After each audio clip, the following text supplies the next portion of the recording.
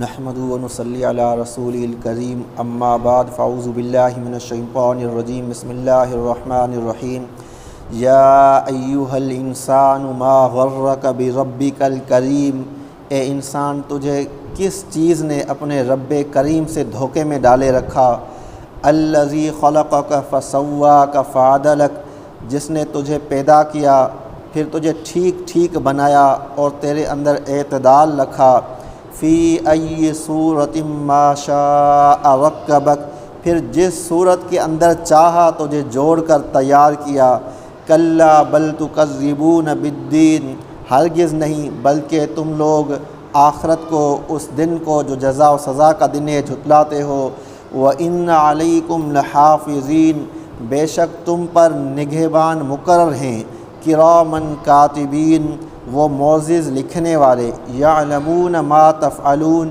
وہ جانتے ہیں جو کچھ تم کرتے ہو، ان الابرار لفی نعیم، بے شک نیک لوگ نعمتوں میں ہوں گے، وان الفجار لفی جحیم، اور بے شک بدکار لوگ ضرور جہنم میں ہوں گے، یصلونہا یوم الدین، وہ اس میں اس جزا و سزا کے دن داخل ہوں گے، وما ہم عنہا بغائبین، اور وہ اس سے چھپ نہیں سکتے، غائب نہیں ہو سکتے، وما ادراک ما یوم الدین، اور تمہیں کیا پتہ کہ وہ جزا و سزا کا دن کیا چیز ہے، ثم ما ادراک ما یوم الدین، پھر تمہیں کیا معلوم کہ وہ جزا و سزا کا دن کیا چیز ہے، یوم لا تملک نفس لنفس شیئا والامر یومئذ للہ، اس دن کسی شخص کے لیے کسی دوسرے کے لیے کچھ کرنا ممکن نہ ہوگا، اور اس دن امر حکم صرف اللہ کا ہوگا۔ اب اللہ تعالیٰ نے اس آیت کے اندر انسان کو یہ کہا ہے کہ اے انسان تجھے اپنے رب کریم سے کس چیز نے دھوکے میں ڈالا، یعنی اپنے رب سے اور کون اتنا اعلیٰ تھا جو تمہیں پسند آ گیا، یعنی اتنا کرم والا کون تھا، کوئی بھی نہیں، اتنا وہ رب جس نے تمہیں پیدا بھی کیا، بنایا اور ٹھیک ٹھیک بنایا، پھر تجھے پالنے کا انتظام کیا، اس رب کریم سے کس چیز نے تجھے دھوکے میں ڈالے رکھا کہ تو نے اس کی بات نہیں مانی۔ جب اس کی بات نہیں مانی تو پھر ظاہری بات ہے اس انسان کے لیے ناکامی ہے۔ اب اس آیت کے اندر ہی آپ دیکھیں کہ اللہ کا کرم ہے، کیا کرم ہے کہ اللہ تعالیٰ نے یہاں پر خطاب کسی مسلمان کو نہیں کیا اور کسی نبی کے ذریعے سے یہ بات کہلوائی نہیں کہ اے نبی آپ ان لوگوں سے کہہ دیں، نہیں، بلکہ اللہ نے ڈائریکٹ انسان سے بات کی ہے۔ وہ اللہ جو سب سے بڑا ہے اور انسان سے ڈائریکٹ بات کر رہا ہے کہ انسان کہاں جا رہا ہے، رب کریم کو چھوڑ کر جا رہا ہے، تجھے رب کریم کو چھوڑ کر کہیں بھی پناہ نہیں ملے گی۔ وہ بڑے کرم والا رب ہے، وہ رب جس نے تجھے پیدا کیا۔ پیدا کس نے کیا ہے؟ انسان اگر غور کرے تو اللہ نے، پھر ٹھیک ٹھیک بنایا ہے، اس طرح نہیں ہے کہ بے ڈھنگا پیدا کیا ہو، یعنی ہر ایک چیز بڑی عمدہ طریقے سے بنی ہوئی ہے۔ آپ کان کو دیکھ لیں کہ کان کے اندر نرم ہڈی ہے، باہر والا جو حصہ ہے، اگر اس کے اندر سخت ہڈی ہوتی تو انسان کو سونے میں تکلیف ہوتی، کروٹ پہ انسان کو سونے میں تکلیف ہوتی، اور اگر یہ نرم ہڈی بھی نہ ہوتی تو کان نیچے لٹک جاتا۔ تو ایک ایک چیز بڑے عمدہ طریقے سے بنی ہوئی ہے۔ پھر اللہ تعالیٰ نے ان کے اندر ایک تناسب رکھا ہے، اعتدال رکھا ہے، جسم کے لحاظ سے بھی جہاں کان لگانا تھا وہاں کان لگائے، جہاں آنکھیں لگانی تھی آنکھیں لگائیں، الٹی سیدھی نہیں کی ہیں۔ اور پھر اس کے علاوہ جو ایموشنز کی دنیا ہے وہ بھی اللہ تعالیٰ نے اعتدال کے ساتھ رکھے ہیں، یعنی کسی شخص کے اندر صرف غصہ نہیں بھر دیا، اگر صرف انسانوں کے اندر غصہ ہوتا تو انسان ایک دوسرے کو کھا جاتے، لیکن انسان کے اندر محبت اور شفقت بھی ہے، غصہ بھی ہے، غیرت بھی ہے، سب کے اندر اعتدال رکھا ہے۔ پھر ان چیزوں کا استعمال کیسے کرنا ہے وہ انسان کو سیکھنا پڑے گا، کیونکہ اگر صرف انسان کڑوا ہو جائے تو پھر ہر کوئی تھو تھو کرے گا، لیکن بالکل ہی میٹھا ہو جائے تو لوگ کھا جائیں گے۔ وہ اعتدال اللہ تعالیٰ نے رکھا ہے ایموشن کے اندر، اب انسان کو خود سیکھنا بھی پڑے گا، جو کہ اسلامی تعلیمات سے، حضور صلی اللہ علیہ وسلم کی سیرت سے ملے گا۔ فی ای صورت ما شاء رکبک، جس صورت کے اندر چاہا تجھے جوڑ کر تیار کیا۔ انسان کو اپنی صورت بڑی اچھی لگتی ہے، اب غور تو کرے شکل تجھے دی کس نے؟ اللہ نے دی ہے، اور جس انسان کی جو بھی صورت ہے وہ اللہ نے دی ہے، اس پر انسان غور کر لے کہ میری شکل ہی میری اپنی نہیں ہے، کسی اور نے دی ہے، تو وہی میرا مالک ہے جس نے مجھے شکل دی ہے، کون ہے؟ وہ اللہ ہے۔ اب اللہ کہتا ہے کلا بل تکذبون بالدین، ہرگز ایسا نہیں ہونا چاہیے۔ کیا نہیں ہونا چاہیے؟ کہ تم اپنے رب کریم کو چھوڑ کر کہیں اور جاؤ۔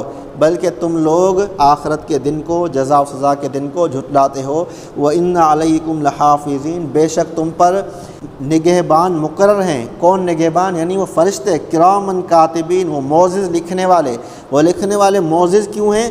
کیونکہ وہ اپنے کام میں کوئی کوتاہی نہیں برتتے۔ وہ نہیں دیکھتے کہ یہ کتنا بڑا آدمی ہے تو اس کے نیک اعمال زیادہ لکھ دوں، نہیں، وہ صرف اعمال کو دیکھتے ہیں، جیسے اعمال نکلتے ہیں وہ جانتے ہیں، لکھ دیتے ہیں۔ یعنی اللہ تعالیٰ کا اس ریکارڈنگ کا اور اس کو محفوظ کرنے کا بڑا ہی اعلیٰ سسٹم میں جو چل رہا ہے، اور جو فرشتے ہیں وہ کوئی بھی کوتاہی نہیں کرتے، غیر جانبدار ہیں۔ یعلمون ما تفعلون، وہ جانتے ہیں جو کچھ تم کرتے ہو۔ ان الابرار لفی نعیم، اب جب اللہ تعالیٰ نے اتنا نظام چلایا ہے تو اللہ تعالیٰ آخرکار کوئی فیصلہ تو کریں گے نا، وہ کیا فیصلہ کریں گے؟ سب لوگ برابر نہیں ہوں گے۔ ان الابرار لفی نعیم، بے شک نیک لوگ مزوں میں ہوں گے، نعمتوں میں ہوں گے، جنت کی عیش و آرام میں ہوں گے۔ وَإِنَّ الْفُجَّارَ لَفِي جَحِيمٍ، اور بے شک بدکار لوگ دوزخ میں ہوں گے، ضرور دوزخ میں ہوں گے۔ یصلونہا یوم الدین، وہ کب داخل ہوں گے؟ اس میں کب داخل ہوں گے؟ قیامت کے دن۔ وما ہم عنہا بغائبین، اور وہ اس سے غائب نہیں ہو سکتے۔ اس طرح نہیں ہے کہ انسان جیسا اس دنیا میں ہوتا ہے، کوئی مجرم ہوتا ہے یا تو پہلے روپوش ہو جاتا ہے، دوسری بات یہ ہوتی ہے کبھی کبھی لوگ جیلوں سے بھی بھاگ جاتے ہیں، لیکن وہاں پر اس قید میں داخل ہونے کے بعد وہاں سے کوئی چھپ نہیں سکتا، بھاگ نہیں سکتا، اس میں اسے رہنا پڑے گا، کیونکہ حکومت اللہ کی ہوگی اور بڑی مضبوط ہوگی۔ وما ادراک ما یوم الدین، اور تمہیں کیا معلوم کہ وہ جزا و سزا کا دن کیا ہے۔ ثم ما ادراک ما یوم الدین، پھر تمہیں کیا معلوم کہ وہ جزا و سزا کا دن کیا ہے۔ یوم لا تملک نفس لنفس شیئا، اس دن کسی شخص کے لیے کسی دوسرے کے لیے کچھ کرنا ممکن نہیں ہوگا، یعنی اس کے اختیار میں نہیں ہوگا۔ یہاں پر فونیں آ جاتی ہیں، طاقت آ جاتی ہے، وہاں پر اس طرح کچھ نہیں چلے گا۔ کیوں؟ والامر یومئذ للہ، اس دن طاقت اور امر صرف اللہ کا چلے گا۔ اس کائنات کے اندر اللہ تعالیٰ نے اپنی قدرت دکھائی ہے۔ کیا قدرت ہے کہ آپ دیکھیں ایک چھوٹا بچہ ہوتا ہے، اب اس بچے کو آپ منسٹر سے کال کروائیں، کہیں سے کروائیں، ایک دن میں دوڑنے لگ جائے، اس طرح نہیں ہو سکتا۔ اسی طرح کوئی بوڑھا ہو جاتا ہے، منسٹر سے فون کراؤ، چاہے جو امریکہ کا صدر ہے اس سے فون کراؤ، لیکن کچھ بھی نہیں ہوگا، وہ بوڑھا جوان نہیں ہوگا، یہ قدرت ہے۔ اسی طرح قیامت میں اللہ حکم دے گا تو کسی کی کال پر، کسی کے کہنے پر کوئی جہنم سے نہیں نکلے گا، کوئی جنت میں نہیں داخل ہوگا۔ ہاں، جن کو اللہ تعالیٰ سفارش کی اجازت دیں گے تو وہ کریں گے، جس طرح حضور صلی اللہ علیہ وسلم ہے، جس طرح قرآن سفارش کریں گے۔ اب قرآن کس کی سفارش کریں گے؟ جو قرآن سے محبت رکھے گا۔ جس طرح سویڈن والے قرآن کی بے حرمتی کرے تو قرآن ایسے لوگوں کی تو سفارش نہیں کرے گا نا، کس کی کرے گا؟ جو قرآن سے محبت رکھے گا، پھر وہ حافظ بنے یا عالم دین بنے یا ویسے ہی محبت رکھے اور اس کے حق کو حق جانے، جن چیزوں سے قرآن نے روکا ان سے رک جائے، یعنی عمل کرے، تو پھر قرآن ایسے لوگوں کی سفارش کرے گا۔ تو یعنی اس دن کسی کا کوئی بس نہیں چلے گا، لیکن سفارش کا حق بھی انہی لوگوں کو ملے گا جن کو اللہ تعالیٰ اجازت دیں گے۔ اس دن حکم صرف اللہ کا چلے گا، کسی اور کی طاقت نہیں چلے گی۔ تو ہمیں بھی چاہیے کہ ہم اللہ کی طاقت پر بھروسہ کریں، اس کے دین پر چلیں، تاکہ ہمیشہ ہمیشہ کے لیے کامیاب ہو جائیں۔ کوئی کتنا بھی طاقتور شخص ہمیں دین سے روکے تو ہم اس کی بات کو نہیں مانیں، اس کو جو کرنا ہے جا کر کرے، ہمارے لیے اللہ کافی ہے۔